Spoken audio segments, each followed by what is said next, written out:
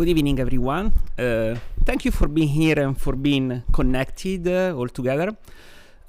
Just a few words before I start. What is the Roman Watch? I've been asked and I wanted to explain to everyone. The Roman Watch is a think tank I'm establishing. This think tank is trying to explore international relations from a Catholic perspective, which is trying to fill a void that we have now in the studies of international relations so far. You know, all international relations publications are mostly based on geopolitical issues. They don't have very much religious diplomacy and Catholic diplomacy issues, pontifical diplomacy issues. The general point now is trying to create a hub, like a think tank, where all the people who want to study, perform, explore this possibility can do that, and to give them the floor.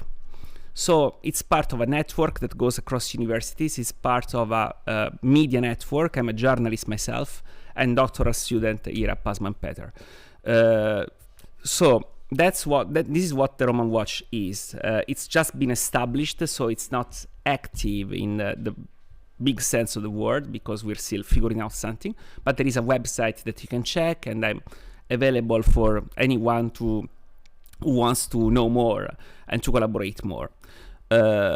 Why the Roman Watch project can be important for this event we're having today. Among the many issues of the pontifical diplomacy, or the social teaching of the church, the issue of the artificial intelligence came out very, very strongly. It's not a new thing. You know, we're talking about artificial intelligence like a new thing. It is not. We're talking about machine learning mostly. This is the new thing. It's that we have now an artificial intelligence that keep learning and responding like a human being, which makes things more difficult. We're in a Blade Runner scenario somehow, if you know what I mean. But I will give you two stories, and I will give you one theory, just to give you a couple of examples. 1983, in Russia, Colonel Petrov was checking the automatic system of defense of Russia, of Soviet Union. This automatic defense system at one point reported that there were 5 nuclear missiles coming from a US base in Montana, going over Russia. So the protocol, since there was an automatic system, defense system, the protocol was that if the man in charge saw that kind of report, he had to push a button and start the counterattack, no matter what. But Petrov hesitated, because he said, well, if US are actually sending out mass missiles to attack us, cannot be just 5, it has to be more. So he checked, double-checked, and then he figured that the system, the automatic system, had a bug. There was a mistake in the system. So he did not act according to the protocol. He did not act according to what was a rudimental artificial intelligence at the time, but he saved the world from a nuclear war. He was not awarding for that, actually. He was blamed for that. He had no career. He was totally forgotten for years until Soviet Union collapsed, and then somebody restored the story. This is a true story. You can check it. It's not. I'm not making it up. But this is an issue. When I say it's been there for years, it's been there for years. The issues between the automatic defense system and the human agency.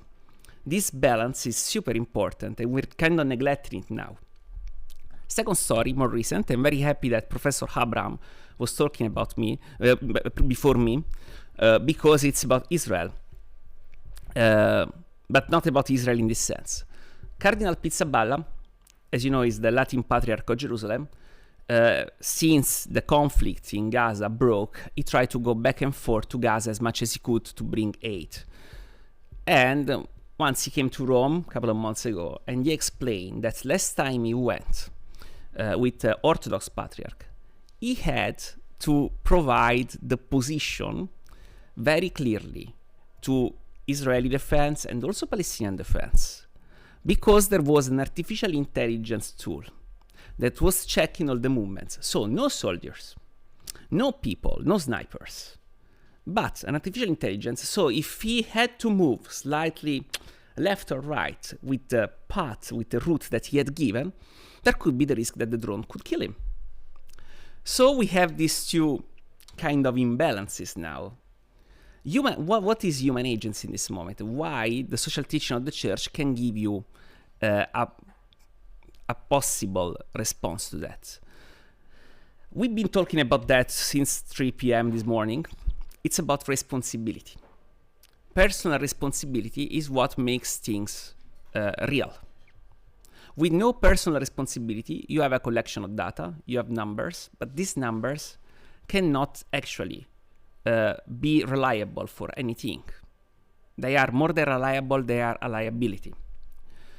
To make numbers not to be a liability, you need to humanize the numbers. To humanize the numbers, you need something that is rooted. Religious diplomacy can bring you something that is rooted because it's based on human being. Social teaching of the church, in particular, speaks about integral human development. Now, there have been tries recently to use this notion of integral human development as a generic tool to be used in other situations. For example, the Atlantic Council, that is not a Catholic organization, it's a lay secular organization on foreign affairs, they try to use integral human development as an index to study and analyze religious freedom in every country. But my general issue with that is that if you take notions outside of their context, they do not work. Integral human development works when it's tailored into a Catholic framework, in a Christian framework. Outside of that, it has some good things, but it does not have the specificity. And that's the issue with artificial intelligence. You have data, you have no context. You have data, you have no history. When you have numbers, the numbers have no history. But with no history, you have no analysis. With no analysis, you cannot make peace. The big issue with peace is that at one point, peace must be convenient, not in the sense of states, but in the sense of people. Why? Because think about Russia and Ukraine. There is a wounded history before, and this wounded history allows every government to bring a narration and convince people to wage a war. If you have history, this narration can be overcome. We mentioned this afternoon the document Antiqua et Nova, that is a document by the Dicastery for Doctrine of the Faith and Pontifical Council for Culture, and it's the last document we have from the church-wise for the issue of the artificial intelligence. I think what we're lacking now, beyond the documents, between the studies, is that we need to get back to humanity. It's this issue of human touch. The human touch is what we have to explore the most. I really think that, as much as we've been speaking about the wonders of artificial intelligence, and I really do think that there are, human touch can actually make a change. I think that this is the time for philosophers more than the time for scientists. It's a time when, if we don't bring some morality and some human agency inside the studies of artificial intelligence, we cannot have peace, we cannot have reconciliation, we cannot actually have a real progress. Real progress is when human beings progress. If just data progress, we have some good bureaucratic, technocratic issue, but we don't have human beings. This is pretty much what I wanted to say to you. So I think I stayed in my time frame, and I leave the floor.